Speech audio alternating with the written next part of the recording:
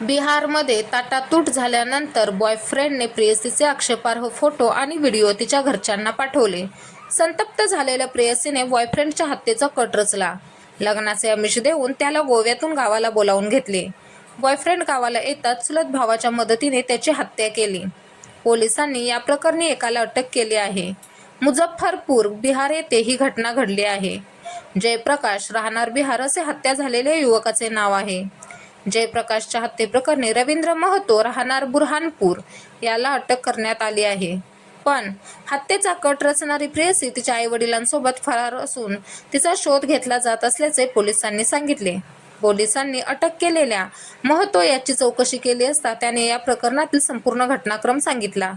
मृत जयप्रकाश आणि त्याची प्रेयसी 3 वर्षांपासून प्रेमसंबंधात होते. प्रेयसी काही दिवसानंतर परीक्षेच्या तयारीसाठी पटनाला गेली. यानंतर दोघांच्या नात्यात दुरावा येत गेला. जयप्रकाश लग्नासाठी तिला गळ घालत होता, मात्र प्रेयसी त्यासाठी तयार नव्हती. याच काळात जयप्रकाशच्या भावाने त्याच्यासाठी गोव्यात नोकरी शोधली होती. दरम्यान त्याने प्रेयसीसोबतचे आक्षेपार्ह फोटो आणि व्हिडिओ तिच्या नातेवाईकांना पाठवले. नातेवाईकांनी धमकावल्यानंतर घाबरलेल्या जयप्रकाशने गोव्याला पळ काढला. संतापलेल्या प्रेयसीने त्यानंतर जयप्रकाशच्या हत्येचा कट रचला. जयप्रकाशने आक्षेपार्ह फोटो आणि व्हिडिओ शेअर केल्यानंतर प्रेयसीने त्यांच्याशी संपर्क साधला. आपण लग्न करूया असे त्याला सांगितले. दरम्यान घाबरलेला जयप्रकाश काही येण्यास तयार नव्हता. तुम्ही माझी हत्या कराल अशी भीती त्याने व्यक्त केली. पण प्रेयसीने त्याला काही दिवस समजावून सांगितले.